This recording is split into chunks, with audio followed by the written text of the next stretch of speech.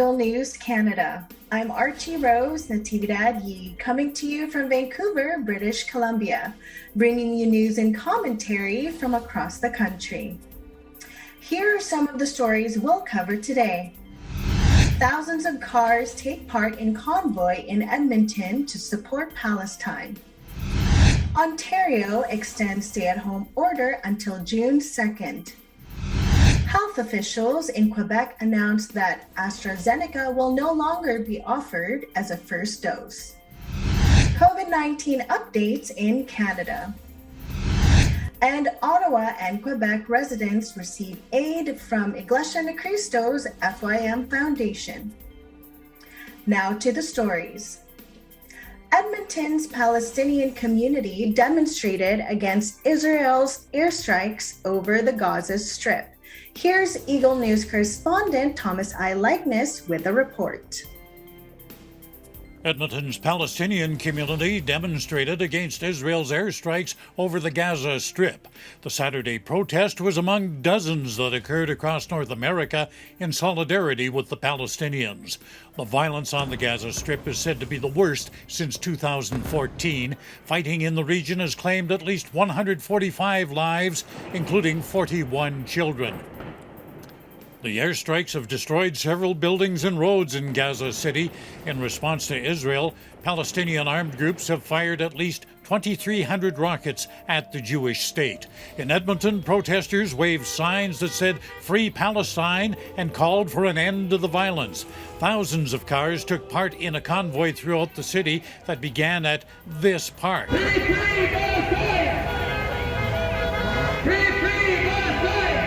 Edmonton is home to an estimated 10,000 people of Palestinian descent. Organizers say today's rally attracted more than just their own community. They say people of all races and religions joined in the protest. Traffic in the northeast neighborhood where the convoy began was backed up for a couple of kilometers. Similar protests were held across Canada. In Winnipeg, at the Manitoba legislature, police stood between pro-Palestinian and pro-Israeli demonstrators. No reports of arrests in that tense situation. Other protests were held in Ottawa, Montreal, Toronto, and Vancouver. But as the demonstrations continue, as the efforts to raise world awareness of Palestine's grievances continue, peace in the troubled Middle East remains as elusive as ever. Thomas I. Likeness, Eagle News. We live in interesting times. The province of Ontario is extending its stay-at-home order until June. Here's Eagle News correspondent Riza Mangilit with the details. On Thursday, May 13th, the Ontario government extended the stay-at-home order across the province until June 2nd. Here is the announcement from Premier Doug Ford. Take a look. The situation is slowly trending in a better direction. Make no mistake, we're not out of the woods yet. Our hospitals are still under immense pressure. The spread of variants remains a major concern. So we must stay vigilant. We must keep doing what we're doing and what's working. Under this extension, public and private elementary and secondary schools in the province will remain closed to in-person learning. According to Chief Medical Officer of Health, Dr. David Williams, case counts are slowly declining. Take a listen. The Premier said we're looking at our numbers. We're coming down steadily, making progress. We came down from close to 4,000 a day. Today we're posting again 2,759. So we've made progress. We're not out of the woods at this stage. We have our ICU numbers have backed off. That's encouraging. But if you look at our numbers now, we're about where we were at the peak of the second wave. So we've come down, but we have a ways to go yet. But we're doing, and all of you are doing a great job at steadily working on this progress. When asked about why the stay-at-home order was extended to another 2 weeks, Premier Doug Ford had this to say. But our goal is to have as normal July and August as possible, and I'm confident we can do it. We've come a long way throughout this pandemic. Everyone's worked extremely hard, And I'm very confident we're going to have a good July and August. And again, I don't believe in a one-dose summer. I believe that we're going to have a two-dose summer. Before the current stay-at-home order can be lifted, vaccination rates need to increase to 65% by the end of May, as well as having lower number in cases, hospitalizations, and people in ICUs. According to Health Canada, restrictions can be lifted if 75% of eligible Canadians have at least the first dose of the vaccine, and 20% get the second dose by summer season. If this vaccination threshold is met, then small outdoor gatherings with people outside one's household may be allowed. If by fall season, 75% of Canadians are fully vaccinated, then more indoor activities with people outside one's household may be permitted. All of these predictions and scenarios are still under following prescribed public health measures. During the announcement, Premier Doug Ford had this to say about trying to get a normal summer. Take a listen. We need to do everything in our power to protect this summer for all Ontarians. My goal is to have the most normal July and August possible. Obviously, that won't mean large sporting events or concerts, but if we manage the next few weeks properly, I believe that we can have things in a very good place this summer. To do so, we need to keep driving cases down and easing the pressure on our hospitals. We need to maintain the stay-at-home order and all public health measures until at least June the 2nd. In Toronto, Raisa Mangilit, Eagle News. We live in interesting times. Health officials in Quebec announced that AstraZeneca will no longer be offered as a first dose. Eagle News correspondent Ansel Morano reports. The Department of Health and Human Services announces that AstraZeneca's vaccine will no longer be offered as a first dose. This decision is based on the recommendations of the Quebec Immunization Committee in an update of its opinion on the use of AstraZeneca's vaccine against COVID-19. Almost all of the doses available in Quebec have been used up in recent weeks. In addition, the administration of the first dose is progressing rapidly in people aged 45 and over, the age group in whom AstraZeneca vaccine is offered, and the campaign is now progressing with the vaccination of those under 45 years of age. A delivery of 148,000 additional doses of AstraZeneca's vaccine is expected within the next week. These doses will be reserved in order to offer them as a second dose to people who received Covishield or AstraZeneca as a first dose. In fact, for people 45 years of age and over who would have received AstraZeneca vaccine as the first dose, the same vaccine is still recommended for the second. However, a person could, after informed consent, prefer to receive a dose of mRNA vaccine, Pfizer or Moderna, as a second dose, depending on the doses that will be available in Quebec. The efficacy of a dose of AstraZeneca vaccine is high and long-lasting, and that its efficacy appears optimal when the interval between the two doses is 12 weeks or more. This vaccine is therefore safe and effective, and it is not recommended to delay the administration of the second dose. It should be noted that the clinics that will administer the second dose of AstraZeneca will be clearly identified. The population will be informed before being vaccinated and will be able to make an informed decision. Ansel Morano, Eagle News. We live in interesting times. Joining us today is Eagle News correspondent Jeanette Duazo with the latest on the COVID-19 updates in Canada. Hello, Jeanette. Hi, Archie. Can you hear me now? Yes. Okay, good. Okay. Sorry about that. So as COVID-19 activity continues, the Public Health Agency of Canada continues to monitor where the disease is most active, where it is spreading, and its impact. Key updates for today: there are 4,903 new cases, making the total active cases to 70,341. 40 deaths today, making the total deaths to almost 25,000. From the beginning of the COVID-19 pandemic, there are around 1,328,000 total cases of COVID-19, with total resolved around 1,233,000. The total number of vaccines administered as of today, there are about 18,415,000. 38.87% of the population has received at least one dose. 3.30% of the population has been fully vaccinated as of last week.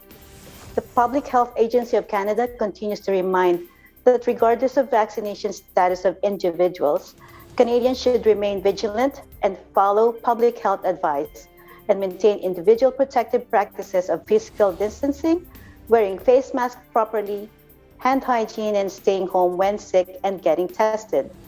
Through the ongoing feeling of uncertainty, stress and anxiety created by this crisis, many Canadians are impacted in so many ways, and one of these is with their mental health. Dr. Theresa Tam, Canada's Chief Public Health Officer, reminds Canadians to take care of their mental and emotional well-being and support each other. Canadians are reminded that there is a virtual service available through Wellness Together Canada, and it is available 24/7. According to the website of Wellness Together Canada, it is designed to be used on demand, so you get to choose what you need when you need it. Our services range from basic wellness information to one-on-one sessions with a counselor to participating in the community of support. So whatever it is you're looking for, we're here to point you towards the best sources out there, end quote. So the Public Health Agency of Canada is optimistic with the increase of vaccine delivery until at least 75% of eligible adults have received a first dose of vaccine, and at least 20% of these get their second dose. So we will be looking at a better summer and fall when restrictions can be lifted and more indoor activities will be allowed, with some public health measure is still in place. In British Columbia, Jeanette Duazzo, Eagle News. We live in interesting times. Thank you for that, Jeanette. What do you think about getting vaccinated, or what are your thoughts about getting vaccinated? For myself, I think I am part of those people who are not rushing to get vaccinated. So I'm waiting. Maybe we'll consider the one that's made in Canada because of, from the get-go, from when this COVID-19 is spread, and the government of Canada has put a lot of money into research, so genome sequencing and all those kind of stuff. So, and also from my personal knowledge of how vaccines are developed, it takes at least 18 months. So from when this, the testing and all those things of COVID-19, when the vaccines have been released in December 2020, that's not even 18 months. That's not even a year. That's not even 12 months. So for myself, I think I'm gonna wait. I'm gonna wait for the Made in Canada, because their Made in Canada is it's still in the testing process. In January 2021, that's when they started doing the actual trials. So they're on track to what they said, that the actual process of developing vaccine should be about 18 months. Wonderful. Well, thank you so much for joining us today, Jeanette. Yes, thank you. Thanks for the report. There is more news to come. You are watching Eagle News Canada.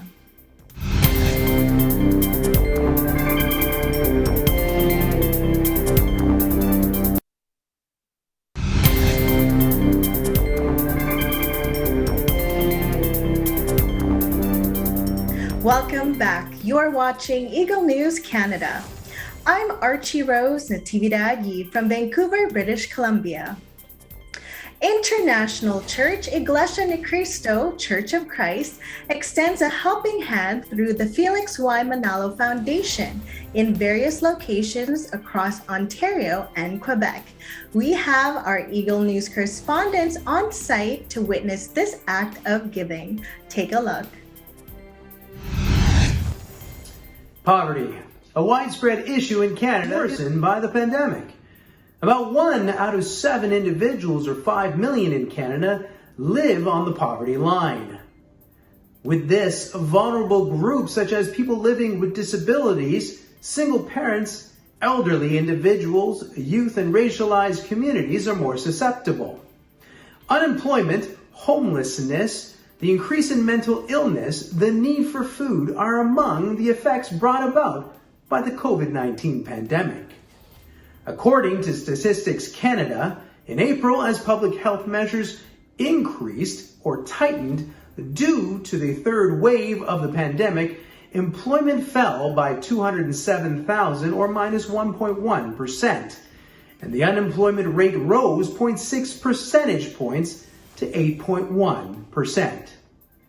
In the city of Ottawa, the government and the public health unit worked hand in hand to decrease the number of cases of COVID-19. The shelters and community centers are getting the support they need from the city, from organizations, and volunteers. One such volunteer organization in Ottawa giving support to the city is the Felix Y. Manalo Foundation. The Felix Y. Manalo Foundation is the humanitarian arm of the Church of Christ. The members of the Church of Christ and volunteers of the foundation conducted their Aid to Humanity event supporting shelters in Ottawa such as Interval House, Matthew House, and Youth Services Center. From the Church of Christ, we want to thank you so kindly on behalf of all of our young people who will benefit from these items. We have 2 emergency shelters for young people, 4 apartment buildings, but also we have locations all across Ottawa, not only shelters and housing programs, but also mental health support, justice services, and employment for young people. So these kits are going to go to our shelters and our housing programs for the young people there, because these are most needed items, not only during the pandemic, but always. And they're also items that sometimes are out of reach financially for our young clients. So thank you so much for thinking of others and caring for others, and we give you our gratitude right back and appreciate your support very much. The event today is INC Giving, or Aid to Humanity, under the Felix Y. Manalo Foundation, and it aims to help our fellow men who are in dire need, especially now in this time of pandemic. Reporting from Ottawa, Canada, this is Sabir Mufti. We live in interesting times. Vulnerable communities in Gatineau continues to thrive in times of pandemic with continuous lockdowns and stay-at-home order and changing in curfew orders. Shelters and community housing keep up on providing support to less privileged individuals and residents in need. One of the shelters in Gatineau, Quebec is Legitimi. Legitimi is a temporary accommodation center working with people facing challenges and difficulties related to social exclusion and homelessness. They offer support for people over 18 years old who find themselves temporarily or periodically without housing and without food. And they also provide psychological support necessary for recoveries who are in autonomy.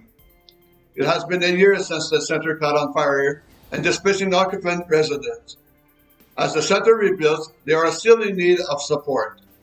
The Felix Y. Manalo, a humanitarian arm of the Church of Christ, Iglesia ni Cristo, conduct their Aid for Humanity event in Quebec and visited the vicinity of the shelter to give support.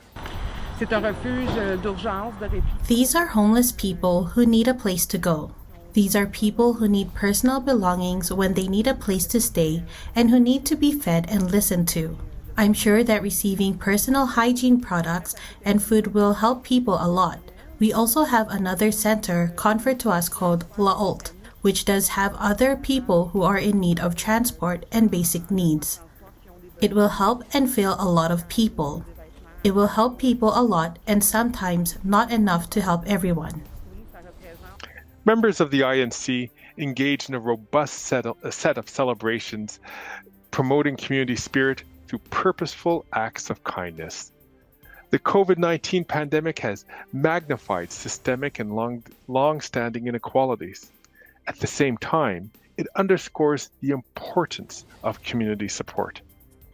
Being the social arm of the Church of Christ, the Felix Y. Manalo Foundation's significant work in providing services for people to lead healthy and productive lives is. Well, we have care packages such as hygienic products and also some care packages in terms of food, canned goods.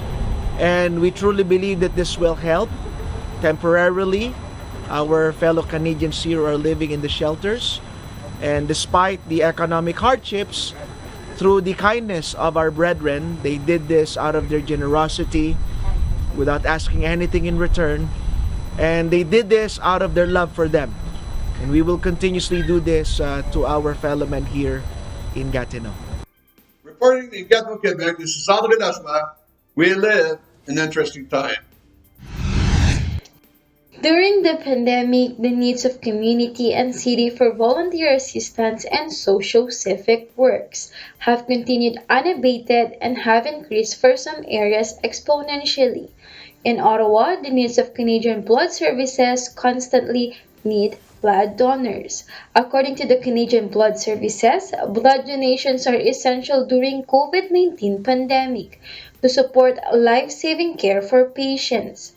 To answer this call, the members of the Church of Christ or Iglesia ni Cristo in Ottawa conducted blood donation drive. Members that are eligible to be donors heed this call and gladly donated.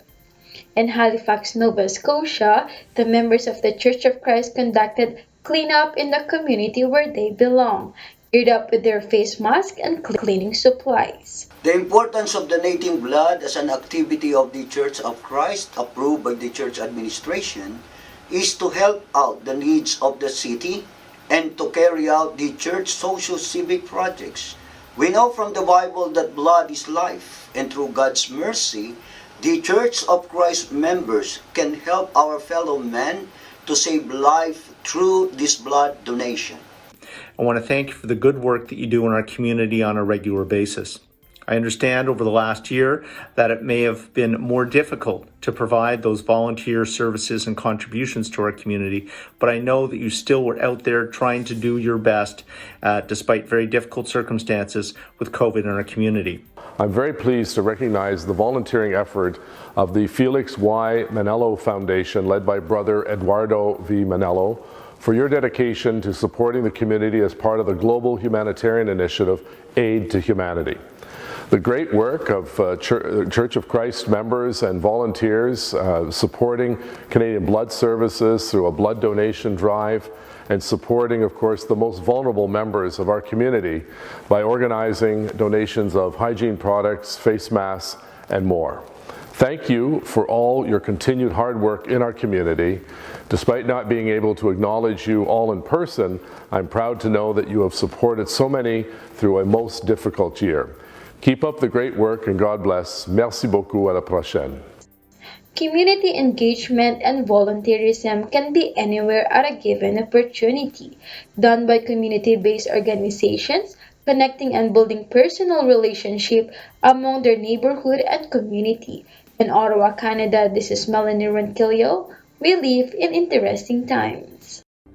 That's our program for today. Join us again next week as we bring stories that matter to you. Visit our websites at eaglenews.net and eaglenewslive.com. Also follow us on Twitter, Facebook, and on YouTube. Thank you for watching. I am Archie Rose Natividad Yi. We live in interesting times.